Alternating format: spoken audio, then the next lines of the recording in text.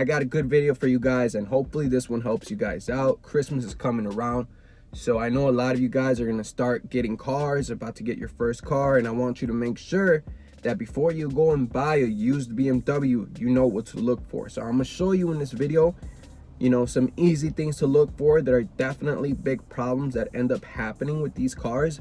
I've been working with these BMWs for about 4 or 5 years now, and I've had my BMW for like 5 years now. So I know them very well. I know just by hearing them, I know something's wrong or something. Just by smelling them when they turn on in the morning, I know something's wrong with my car. That's the level I'm at. Other than that, I hope you guys enjoy this video, and if you do, leave a like down below and make sure you subscribe. So I came to like this little private area so I can record this video for you guys and show you what to look for instead of just telling you what to look for, because I don't think that's fair. All right guys, so the first thing I want you to look for is any leaks around your valve cover.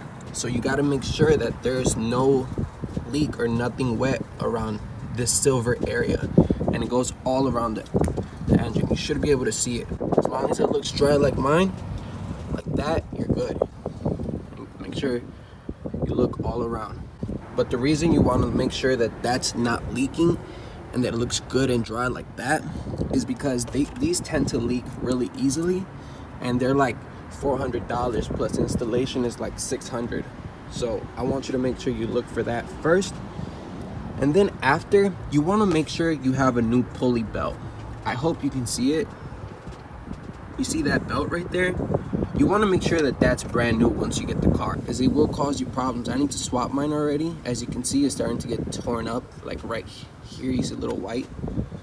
That means it's starting to get banged up. So I got to replace mine soon. But what happens is that if you don't replace that and it ends up snapping, your engine sucks it in and it literally grenades your car.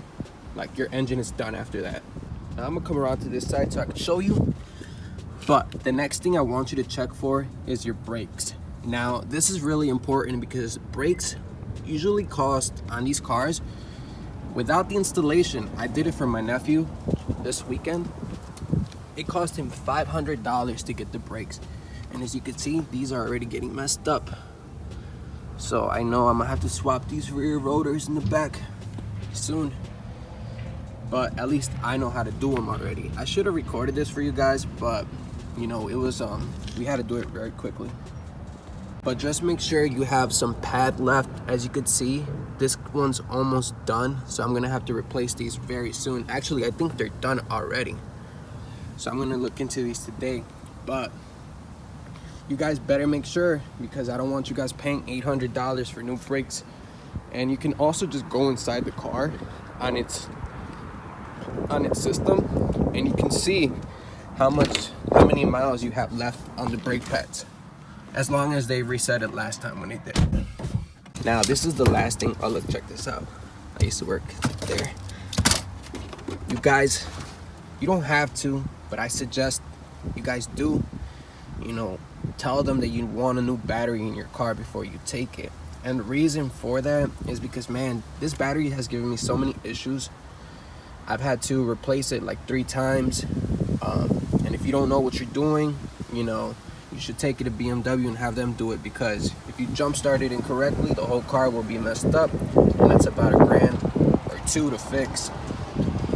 So make sure that your battery was installed recently and that it's good, that its voltage is good, that it works properly, and all that. As you can see, mine is new. You got to make sure that they're replaced every 2 to 3 years to make sure the car continues to run correctly as it should. And that's pretty much it. All right guys, and the last thing before I end this video is that I want you guys to drive that car. Whatever car you're looking at, drive the shit out of it, drive it like you stole it, and all of that. The reason for that is because you won't know how used up that car really is until you drive it. Like, you won't know whether the suspension is messed up or the alignment is incorrect or something. You won't know until you drive it. So you have to drive it, and drive it for at least 15 minutes. And after you're done driving it, open up the hood or the bonnet, whatever you want to call it, and make sure again that there's no leaks, because you never know if the dealer cleaned the car right before you went out and drove it. So when you were looking at it, it looked clean, but now that you've driven it, leaks have started to come out. So make sure you go back and check it one more time. And after that, if it all checks out good, get the car. If it doesn't, leave it alone. Go on to the next one. There's plenty of cars out there. Thank you guys for watching this video. I appreciate you guys. And other than that, I have nothing else to say. Take care. Don't stop.